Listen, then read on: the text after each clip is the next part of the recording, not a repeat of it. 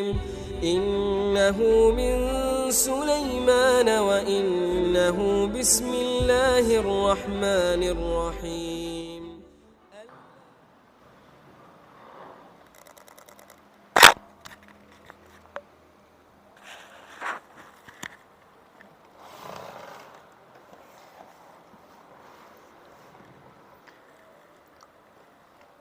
Bismillahirrahmanirrahim.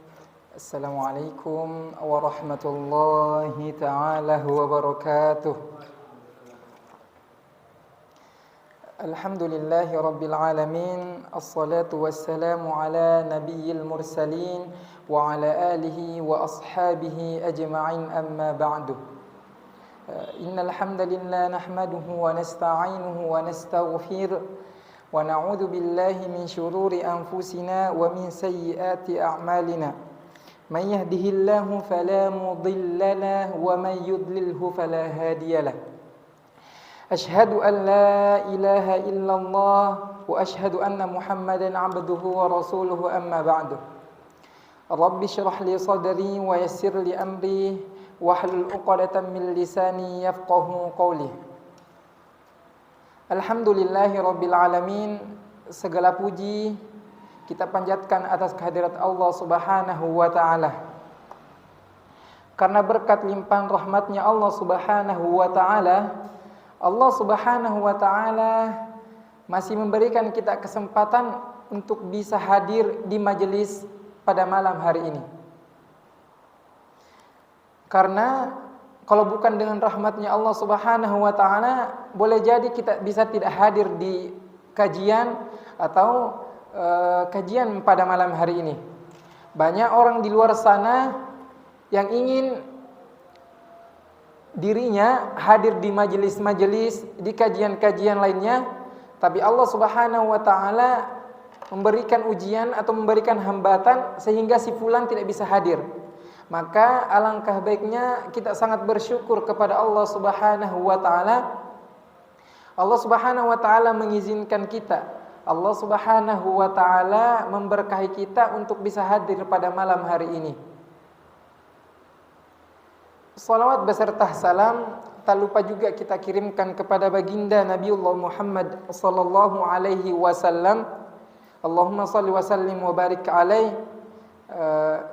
Ialah Nabi yang menjadi suri tauladan bagi kita semua. Karena berkat Nabiullah Muhammad sallallahu alaihi wasallam lah kita dapat mengenal itu apa Islam. Sebelum kami menjelaskan pada materi atau pada kajian insyaallah pada malam hari ini, izinkan saya untuk memperkenalkan diri dulu. Mungkin ada di antara bapak-bapak yang belum memperkenalkan, yang belum mengenali saya pribadi. Insyaallah, perkenalkan, nama saya Haikal, Pak. Asal saya dari Makassar, Sulawesi Selatan. Jauh ya. Insyaallah saya udah merantau ke Jawa sekitar 2 tahun lebih tinggal di Jawa. Sebelumnya pernah di Jawa Timur dan di Jawa Barat dan di Jawa Timur sekarang. Sekarang lagi diamanahi oleh Allah Subhanahu wa ta'ala untuk mengasuh para santri, untuk saling belajar mengajar di Yayasan Al-Irsyad juga, yakni di Al-Irsyad Al-Islamiyah Boarding School Tulung Agung yang ada di Gendingan. Insyaallah hadirnya saya duduk di depan penjenengan bukannya saya untuk menggurui. Kita sama-sama belajar karena mungkin Allah Subhanahu wa ta'ala telah menitipkan suatu ilmu kepada saya. Saya juga sebagai hamba yang dititipkan ilmu, kewajiban saya untuk saling mengajar, untuk saling mentransfer ilmu kepada orang lain. Karena ilmu itu kita mencari ilmu untuk mengajarkan juga kepada orang lain. Tapi saya duduk di sini bukan untuk mengajarkan semata, tapi saya duduk di sini ingin saling belajar, saling mengingatkan tentang ilmu. Mungkin ada suatu ilmu yang saya ketahui dan mungkin panjenengan mungkin hal itu mungkin kurang. Dan ada juga mungkin ilmu-ilmunya panjenengan semua Masya Allah yang saya tidak ketahui. Makanya hadirnya kita itu saling melengkapi atau saling belajar mengajar. Jadi saya duduk di depan bukan hanya untuk menggurui saja. Nah, insya Allah pada kesempatan malam hari ini saya akan memilih suatu kitab yang berjudul Taisirul Khalaq. Yakni di dalam kitab Taisirul Khalaq ini dijelaskan tentang adab-adab. Insya Allah pada malam hari ini ya insya Allah dimuliakan atau dirahmati oleh Allah Subhanahu wa taala, saya akan mengambil di bab hukukul jiran. Yakni makna hukukul jiran yakni adalah hak-hak tetangga. Kenapa saya bisa mengambil hak-hak tetangga atau hukukul jiran pada malam hari ini, padahal masih banyak sebelumnya? Saya merasa hukukul jiran ini sangat penting di kalangan kita. Hak-hak tetangga mungkin kita nggak tahu mungkin apa sih itu hak-haknya tetangga kita. Apakah hanya sekedar sapa-sapaan atau hanya sekedar bersebelahan rumah atau dan sebagainya. Insya Allah pada kitab ini, di kitab Taisirul Khalaq di bab hukukul jiran, yakni akan dijelaskan secara detail yakni apa itu hak-haknya tetangga kita dan yang mana saja yang dimaksud dengan tetangga kita. Insyaallah sidang jamaah salat maghrib Masjid Al-Irsyad Tulungagung yang insyaallah dimuliakan oleh Allah Subhanahu wa taala. Langsung saja kita masuk kepada kitab Taisirul Khalaq yakni di bab hukukul jiran. Pengarang menuliskan di dalam kitabnya hukukul jiran, yakni al-jaru mama jaru, yakni adalah artinya tetangga. Man jawarat dahulu daraka ila arba'ina daran min kulli janib. Di dalam kitab dijelaskan yakni tetangga yang diartikan sebagai orang yang rumahnya terdekat dengan rumah kita. Mungkin selama ini sepengetahuan kita sama-sama mungkin tetangga yang hanya sebelah 2 sampai 3 rumah, nggih. Tapi ternyata di dalam kitab Taisirul Khalaq itu dijelaskan ila arba'ina daron min kulli janib. Dijelaskan dalam kitab ternyata tetangga itu yang rumahnya jumlahnya 40 dari semua penjuru. Ternyata tetangga kita itu banyak. Dijelaskan dalam kitab ternyata tetangga kita itu rumahnya dari 40 dari semua penjuru. Dari 40 dari timur, 40 dari barat, 40 dari selatan dan 40 juga dari utara. Ternyata tetangga kita itu bukan hanya yang di sebelah kanan, kiri, depan, belakang. Ternyata tetangga kita sangatlah banyak. 40 dari timur, 40 dari selatan, 40 dari barat, dan 40 dari utara. Lanjut dalam penjelasan kitab, yakni adalah salam juga dinilai sebagai sopan, adab, dan doa terhadap tetangga kita. Ternyata di dalam salam itu terdapat doa di dalamnya. Kita mengucapkan salam tidak hanya menyambung silaturahmi kita, tapi ternyata kita saling mendoakan. Assalamualaikum warahmatullahi wabarakatuh. Garis besarnya artinya ini adalah semoga Allah Subhanahu wa taala memberkahi kamu. Kita mengucapkan, kita mendoakan kepada tetangga kita ketika kita bertemu. Dan ketika dijawab kita didoakan kembali, waalaikumsalam warahmatullahi, dan semoga Allah Subhanahu wa taala memberkahi kamu juga. Itu garis besarnya. Jadi Masya Allah, dari kandungan salam saja kita mengucapkan satu kalimat kepada tetangga kita, Masya Allahnya kita sudah mendapatkan pahala, kita sudah didoakan. Karena belum tentu ada orang yang mendoakan kita di setiap habis sholatnya.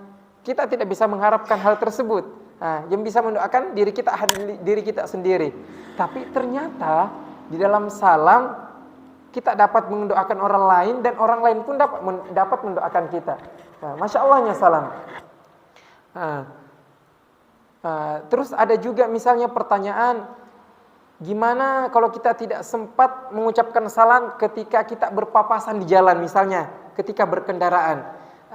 Ketika kita tidak sempat untuk mengucapkan salam karena lagi mengendarai kendaraan, kita berikan aja senyuman yang indah. Kita memberikan senyuman dapat pahala plus lagi. Kenapa? Karena senyuman adalah suatu ibadah. Coba bayangin, kita bayangkan sama-sama, Masya Allahnya agama Islam, ketika kita mengucapkan salam saja, kita saling mendoakan keberkahan terhadap kita. Kita senyum lagi, kita mendapatkan pahala. Karena senyum itu sebagian dari iman, penyempurnaan iman juga. Nah, jadi ketika kita bertemu dengan tetangga kita, mungkin kita tidak sempat untuk mengucapkan salam. Nah, enggak apa-apa kita mengucapkan, kita memberikan senyuman yang indah, bahwa menandakan bahwa kita sedang menyapanya, tapi tidak bisa menyapa dengan lisan, tapi hanya bisa menyapa dengan senyuman. Oke? Nah, insyaallah kita udah mengetahui tentang hak-haknya yang pertama tetangga. Yani apa itu Bapak-bapak? Yani adalah tentang mengucapkan salam kepada tetangga. Insyaallah. Sekarang kita lanjut karena ada beberapa poin-poin tentang hak-haknya tetangga. Biar kita bisa memaksimalkan waktu yang ada, biar kita tidak potong-potong tentang satu bab. Jadi kita murni bisa menyelesaikannya dan kita juga bisa memahaminya. Nanti ketika ada yang tidak, bapak-bapak atau ibu-ibu yang tidak ketahui, bisa kita sama-sama belajar, sama-sama menanyakan, biar tidak ada ikhtilaf atau tidak ada perdebatan nanti tentang hak-haknya tetangga. Insyaallah. Sekarang kita kembali kepada kitab. Dilanjutkan oleh penulis, yakni adalah wa antasna'a ma'ahu al-ma'ruf. Yakni senantiasa kita menyimbangkan kebaikan kepada tetangga kita. Ternyata poin kedua, hak-haknya tetangga kita, yakni berbuat kebaikan.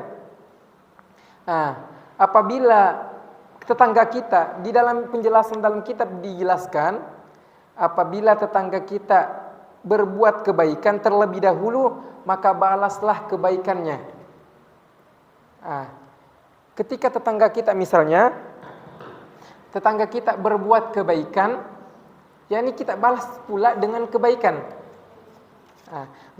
Pernah suatu ketika pas saya masih mondok di pesantren, ketika saya belajar kitab ini juga dijelaskan sama guru saya, yakni diberikan perumpamaan. Di perumpamaannya yakni adalah ketika misalnya tetangga kita memberikan semangkuk sayur. Ketika udah habis sayurnya, kita udah berterima kasih dan sebagainya, otomatis keesokan atau hari pun itu kita akan mengembalikan mangkoknya, nggih? Karena yang dikasih cuma sayurnya bukan mangkoknya. Ketika kita ingin mengembalikan mangkoknya, kata guru saya, yakni adalah alangkah lebih baiknya kita mengisi kembali mangkuk itu, kita berikan kepada tetangga kita. Tidak harus setimpah. Misalnya kita dikasih sayur, kita harus kasih sayur juga, enggak. Karena belum tentu kita memiliki sayur. Misalnya ketika kita punya ikan, iya ikan kita kasih. Tapi ketika kita belum masak, kita hanya punya beras, iya kita kasih beras. Ya, jadi bentuk kebaikan kita kepada tetangga kita yang telah memberikan kita makanan, yakni adalah kita jangan pulangkan wadahnya itu dalam keadaan kosong. Setelah itu dari awal juga kita sebagai tetangga yang memberikan, jangan juga berniat atau berpikir memberikan untuk diberikan juga. Salah nanti niatnya. Nanti takutnya kita enggak dapat pahala karena sombong atau mengharapkan memberikan tapi mengharapkan. Kita itu memberikan mengharapkan rahmat pahalanya dari Allah Subhanahu wa taala, bukan berharapnya kepada manusia. Karena sebaik-baiknya pengharapan, satu-satunya pengharapan itu hanya kepada Allah Subhanahu wa taala. Kita tidak boleh berharap kepada manusia, nggih? Kembali, jadi ketika tetangga kita memberikan, alangkah lebih baiknya kita memberikan balik kepada tetangga kita. Enggak harus setimpah. Kalau kita hanya ada yang itu aja dikasihnya. Ketika kita ada yang lebih, ya enggak apa-apa kita kasih yang lebih. Dilanjutkan dari penjelasan kitab. Misalkan memberinya makanan yang diletakkan di suatu wadah milik kita, maka jangan sampai ada harapan esok atau lusa tetangga kita itu enggak hanya mengembalikan wadah tapi secara kosong. Ternyata dijelaskan dalam kitab yang saya tadi ceritakan tentang yang diceritakan oleh guru saya. Masya Allah. Ternyata dijelaskan dalam penjelasan kitab di sini. Maka jangan sampai ada harapan esok hari kita mengembalikan wadahnya dalam keadaan kosong. melainkan berharap wadah itu setelah diisi hal yang lain. Nah, ternyata dijelaskan dalam penjelasan kitab. Ternyata benar. Ketika tetangga kita memberikan kita sesuatu, alangkah lebih baiknya kita memberikan juga, memberikan wadahnya dalam keadaan tidak kosong. Karena hal itu, jika hal itu terjadi, maka secara otomatis kita tidak serta-merta ikhlas memberinya. Jadi kita diberikan balik kepada tetangga kita. Oke. Selanjutnya di poin yang kedua ini, dan jika tetangga kita misalnya memiliki masalah keuangan, sementara kita punya rezeki yang lebih, maka alangkah lebih baiknya kita yang menolongnya. Misalnya tetangga kita anaknya lagi sakit, sedangkan kita mengetahui bahwa si fulan ini tidak ada biaya untuk bisa membawa anaknya ke rumah sakit. Kita mengetahui hal tersebut. Alangkah lebih baiknya sebagai hak kita sebagai tetangga, kita membantunya. Dengan cara apa? Dengan cara menyisipkan sedikit rezeki kita yang lebih itu untuk tetangga kita. Ketika kita punya rezeki yang lebih untuk makan hari itu, lebih baik kita memberikan kepada tetangga kita yang membutuhkan. Hatta sebaliknya, misalnya tetangga kita ini sangat membutuhkan, sampai-sampai dia yang datang kepada kita, bukan kita yang menyesalkan langsung, tapi tetangga kita yang datang terus meminta. Terus jangan kita menyikapinya dengan perkataan yang tidak baik kepada tetangga kita. Kita misalnya tetangga kita, "Mbak, niki kulo anaknya anak saya sakit. Terus saya nggak punya biaya untuk bawanya ke rumah sakit." Terus ego kita, sombong kita, tidak ada peri kemanusiaan kita, tidak ada merasa hak-haknya terpatanggi kita. Kita bilang kayak gini, "Lah Mbak, aku aja untuk makan hari ini pas-pasan. Terus mau kasih kamu lagi, mau ambil dari mana?" Kita jangan menyikapi hal tersebut, karena hal tersebut dapat menyakiti hati tetangga kita. Sedangkan di dalam agama Islam kita tidak boleh menyakiti hati seseorang, hati tetangga kita. Ketika kita menyakitinya, tidak ada hak berdapat dosa nanti kita, karena menyakiti hati seseorang. Tapi ketika memang kalau posisinya kita lagi ada, alangkah lebih baiknya kita memberikan. Tapi gimana misalnya kalau kita emang posisinya lagi tidak ada, bagaimana kita cara menyikapi tetangga kita yang datang tadi meminta bantuan? Misalnya kita menyikapinya contohnya seperti ini. Bu, qadarullah, Allah Subhanahu wa taala hari ini juga tidak menyitipkan saya rezeki yang lebih. Bahkan untuk makan saya saja hari ini belum ada. Sama dengan ibu.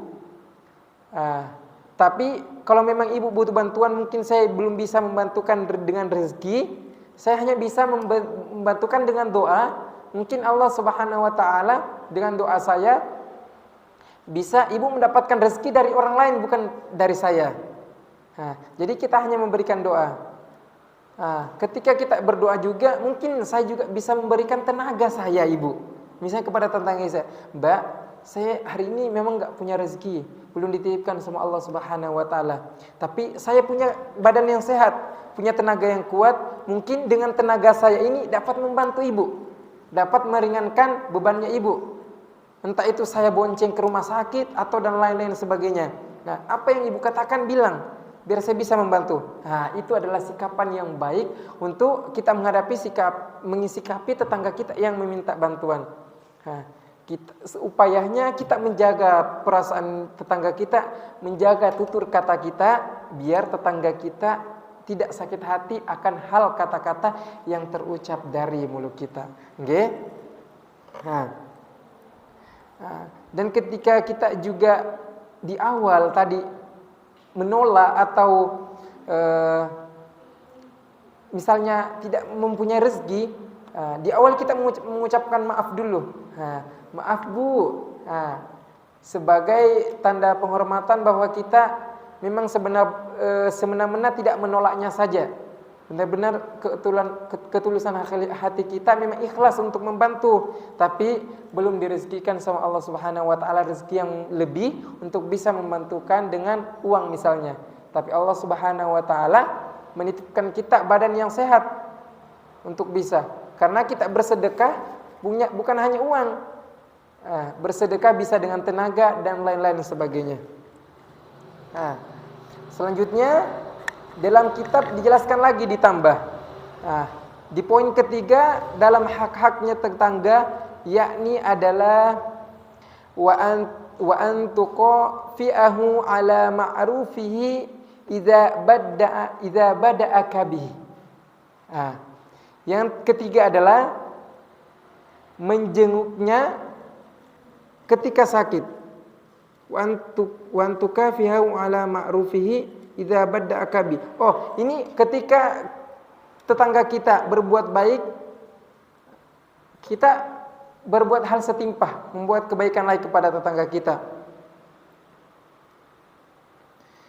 Wa antuadi ma lahu 'alaika minal huquqil maliyah. Dijelaskan dalam kitab baik selanjutnya wa anta'udahu idza marada. Ini masuk di poin yang selanjutnya, yakni adalah menjenguknya ketika sakit. Di penjelasan ketiga, yakni adalah jika tetangga kita sakit, dijelaskan dalam penjelasan kitab, maka kita dianjurkan untuk membesuk atau menjenguknya. Ketika kita tahu tetangga kita misalnya lagi sakit, posisinya lagi di rumah, sempatkan waktu kita untuk datang membesuknya atau menjenguknya.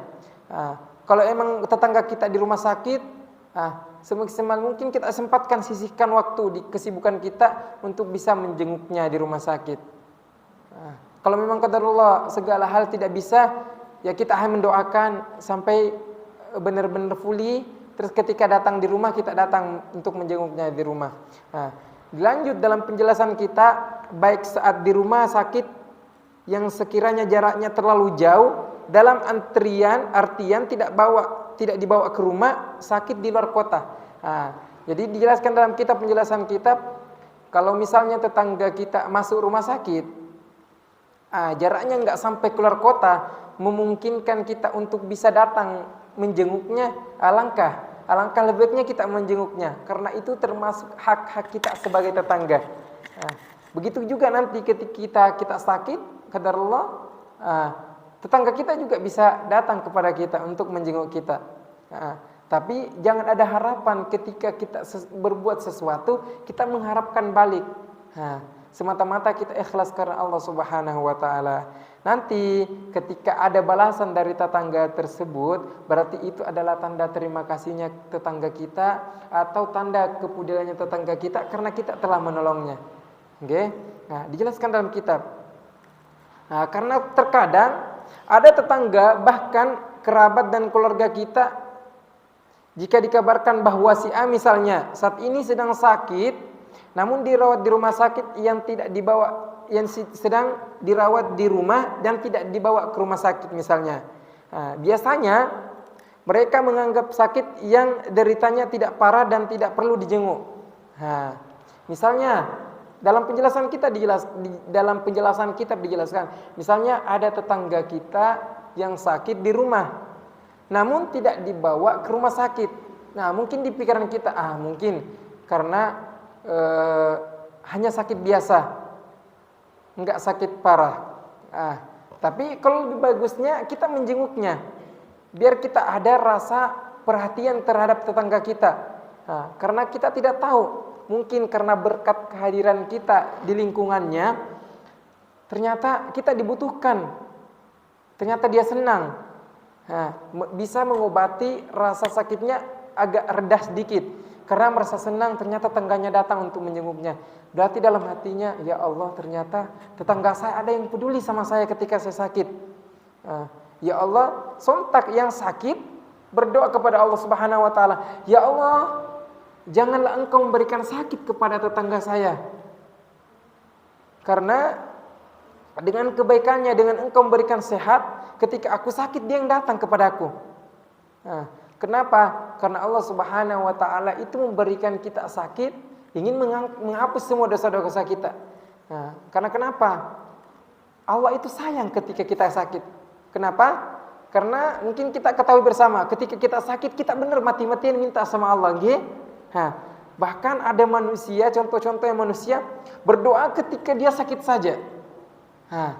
Makanya Allah itu, kenapa? Jangan kita berpikir Allah itu enggak sayang sama kita karena kita diberikan sakit.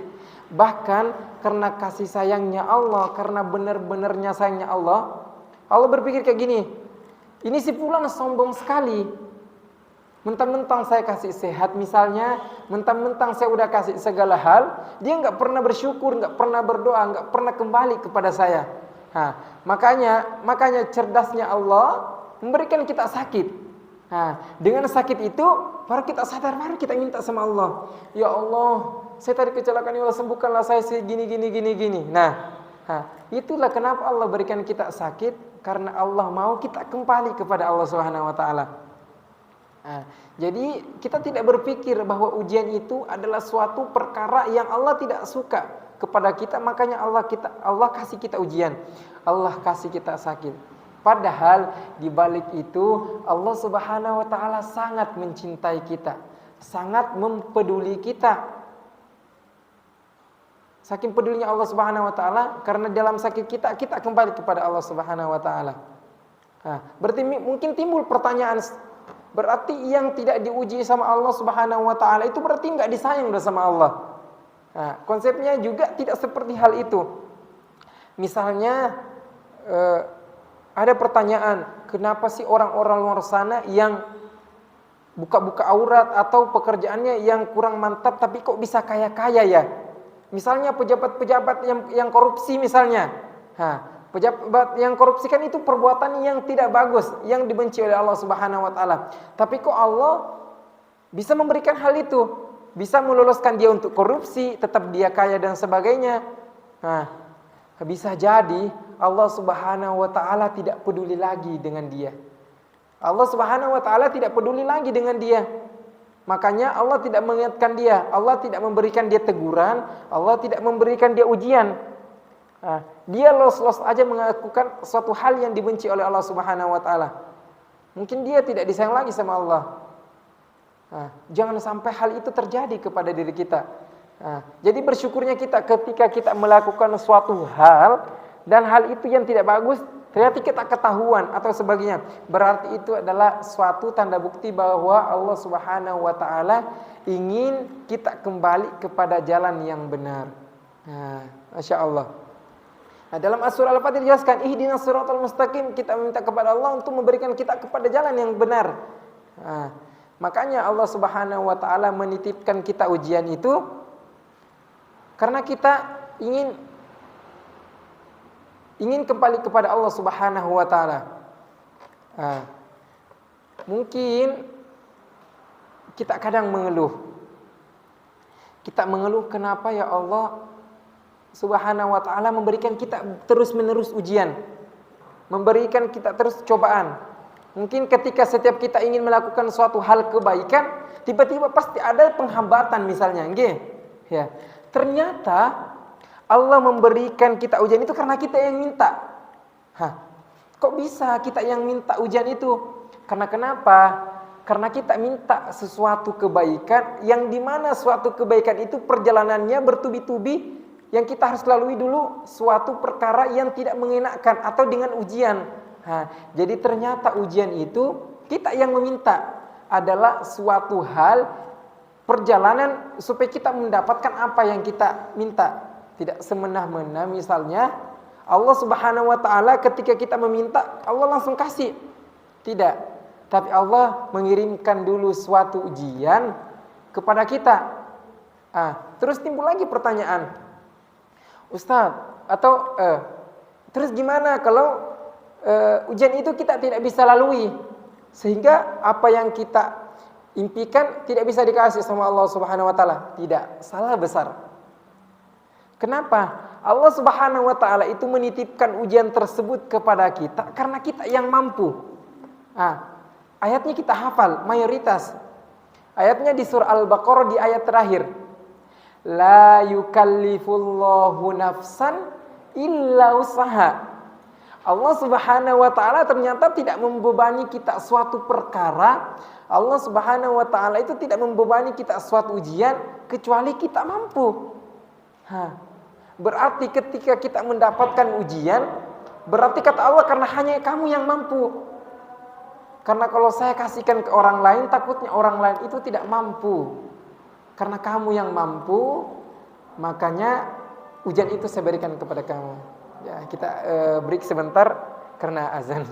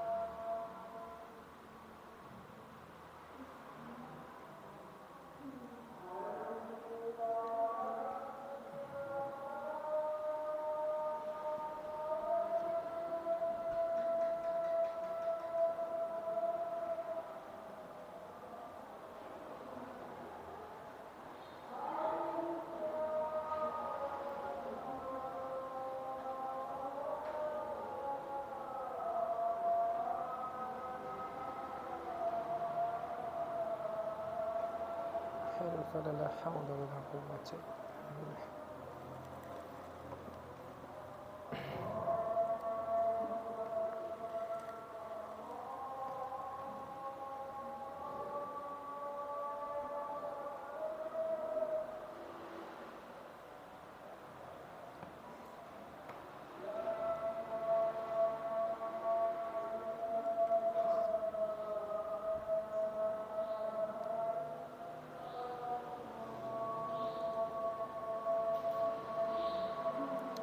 لا إله إلا الله رسول الله الصلاة والقيام.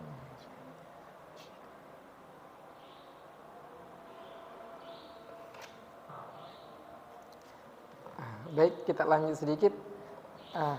Ternyata Allah Subhanahu wa taala itu memberikan kita suatu ujian karena benar-benar kita yang mampu. Dengan begitu ketika kita dikasih ujian sama Allah Subhanahu wa taala, kita jangan mengeluh. Tapi caranya apa? Allah Subhanahu wa taala mengatakan di Al-Qur'an di dalam surah yang sama. Wasta'inu bis-sabri was-shalah. Ketika saya berikan kepada kamu suatu masalah, terima dulu masalahnya. Terima dulu ujiannya. Terima dengan ikhlas, terima dengan lapang. Terus yang kedua kata Allah apa? Wasta'inu bis-sabri, sabar. Kalau kita pikir kenapa enggak sholat dulu baru sabar? Kenapa enggak ayatnya wasta'inu bis-sholati was-sabr? Tapi Allah Subhanahu wa taala mengatakan wasta'inu bis-sabri was-shalah. Ya, ini karena kenapa? Ketika kita diberikan ujian kepada Allah oleh Allah Subhanahu wa taala, hal yang pertama kita sikapi adalah kita sabar, terima dulu ujiannya. Setelah kita ikhlas, setelah kita terima, baru kita menghadap kepada Allah untuk minta solusinya. Kan pertama tadi wasta'inu bis-sabri, sabar untuk terima dulu yang saya berikan kepada kamu wahai hambaku. Setelah kedua bis-shalah, setelah itu datang minta kepadaku untuk minta solusinya. Namun terkadang setelah kita sholat belum datang juga solusinya dari ujian tersebut. Tapi setidaknya dalam sholat sudah ada ketenangan. Kadang kalau kita punya masalah yang membuat repot juga itu adalah gelisahnya. Tapi ketika kita sholat, yang pertama Allah Subhanahu wa taala mengirimkan kepada kita itu ketenangan.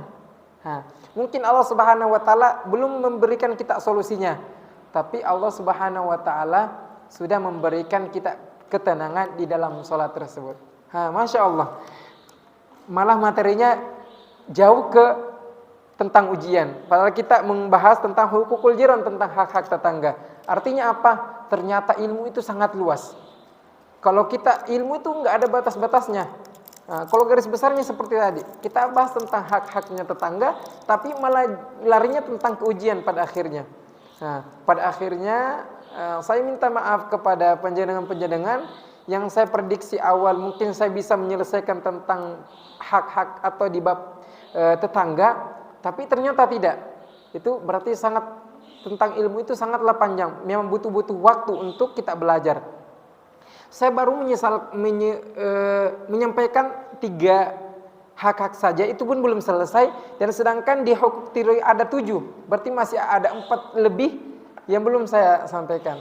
Insya Allah Subhanahu wa taala, kalau Allah Subhanahu wa taala menakdirkan saya pribadi lagi untuk bisa sama-sama belajar di sini, insya Allah saya akan melanjutkan tentang hukukul jiran ini.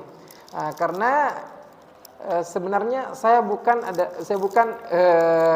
dapat jadwal untuk isi kajian sebenarnya. Tapi Allah Subhanahu wa taala qadarullah memberikan kepada yang mengisi hari ini kajian suatu halangan. Dan ternyata Allah Subhanahu wa taala menyuruh saya melalui perantara orang lain untuk bisa menggantikan. Jadi apa-apa semua itu berkat karena kehendaknya Allah Subhanahu wa taala. Ini karena berkatnya Allah Subhanahu wa taala saya bisa hadir pada malam hari ini insyaallah. Dan kalau esok hari atau seterusnya misalnya Allah Subhanahu wa taala memang masih memberkahi saya untuk memerintahkan saya untuk bisa hadir di tempat ini, insyaallah kita sama-sama melanjutkan lagi tentang hukukul jiran atau tentang hak-haknya tetangga kita. Biar kita tidak terputus, biar benar-benar kita tahu tentang hak-haknya tetangga kita. Karena kenapa? Mungkin dari ustadz-ustadz yang lain misalnya, masya Allah guru-guru kami semua itu yang memberikan kajian mungkin materinya beda-beda. Tidak ada mungkin yang menjelaskan tentang hak-haknya tetangga kita. Karena kasihan kalau saya jelaskan tadi tentang sedikit saja, terus hanya terpotong begitu saja.